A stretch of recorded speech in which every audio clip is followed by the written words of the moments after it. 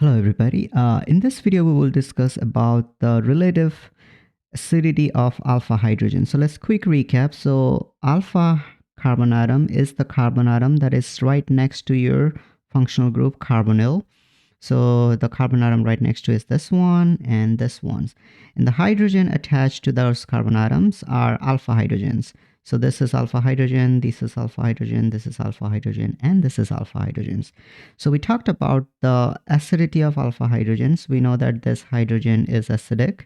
We can deprotonate this based if we use a strong enough base. So the pKa of this alpha hydrogen is 17. This alpha hydrogen is 25. So what does this mean?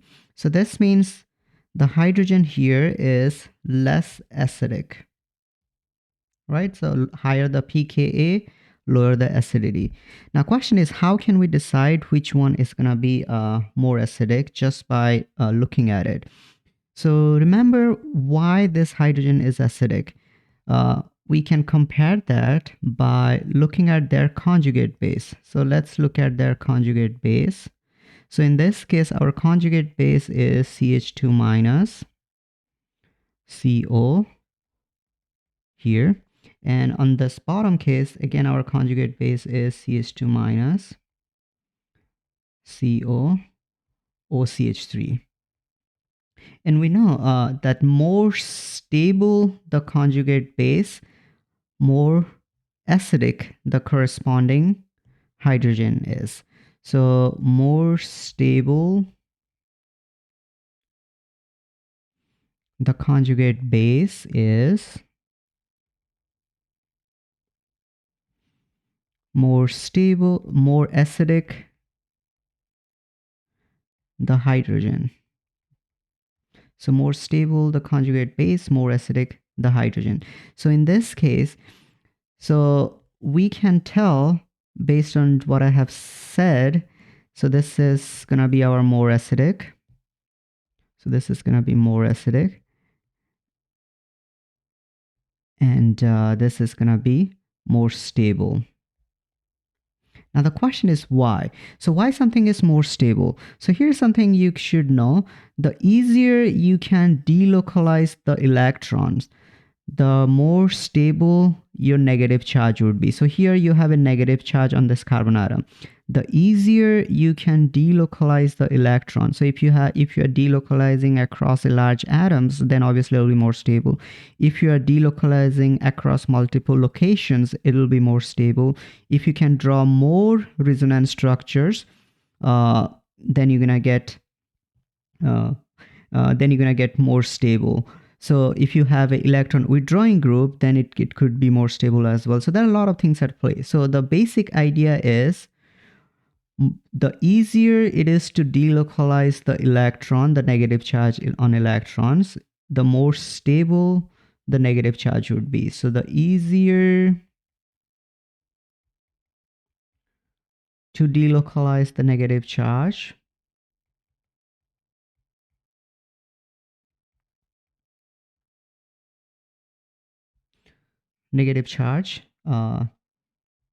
more stable the base. So in general, more resonance contributing structures. Also, this is something we will talk about later. I'll explain this one, but let's focus on this side here. So here you noticed, so how can we delocalize the electron? So we said in our previous video, we can delocalize the electron with this, right? So we can do this. Let me color code. CH2, C double bond, CO minus, and H. So that is the resonance contributing structure for that structure. What would be on here? It will be here, we do the same thing. So we can have CH2 double bond, CO minus, and OCH3. Okay, so why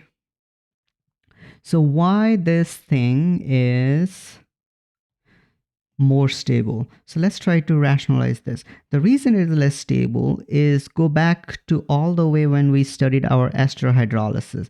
So in both of this scenario, what exactly is happening?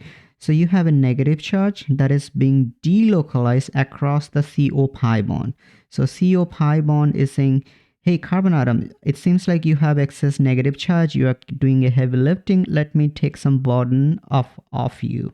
So the CO pi bond is taking some of that extra negative charge, and oxygen is holding on to that negative charge. So those are the two resonance contributor.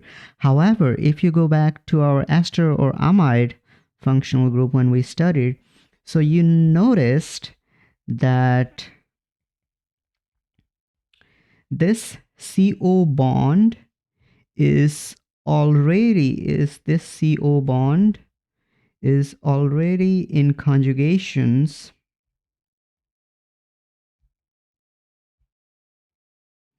with CO single bond.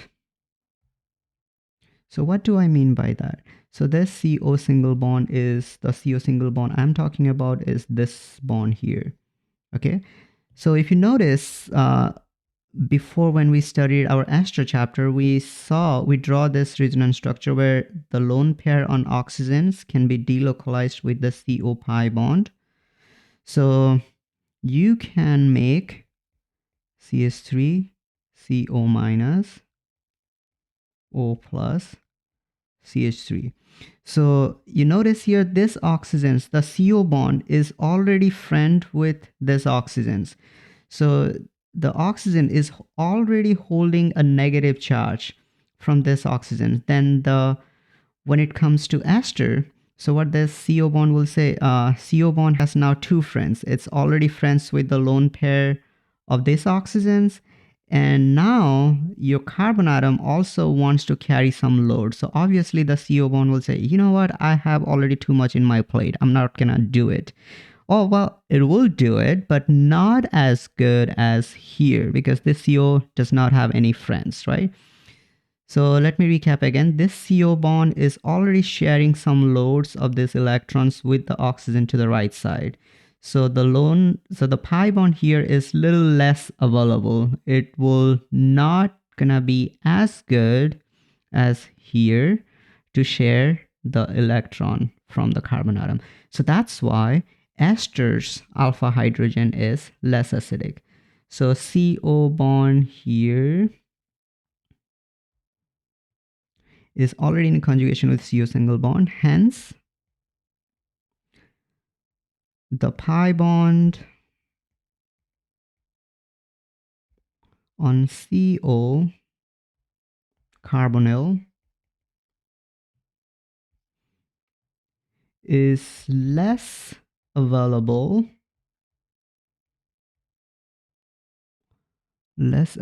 for conjugations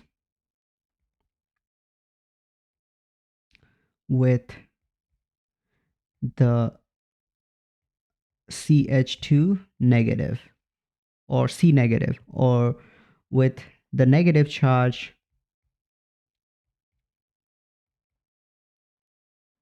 on the alpha carbon atoms. So in summary, you will see all the time that when you have ester versus carbonyl, ester versus aldehyde or ketone, it's usually ketones alpha hydrogen are more acidic. So if you have something like this, CS3, CO, CS3 versus CS3, CH2, CO, CH3. So this hydrogen here is more acidic because it is connected to a simple carbonyl group. However, this alpha hydrogen is less acidic. So every time it's connected to an ester, so this is an ester. Oh no, I wrote incorrectly here. Okay, so it's gonna be OCH3. So when it's connected to an ester, the alpha hydrogen is gonna be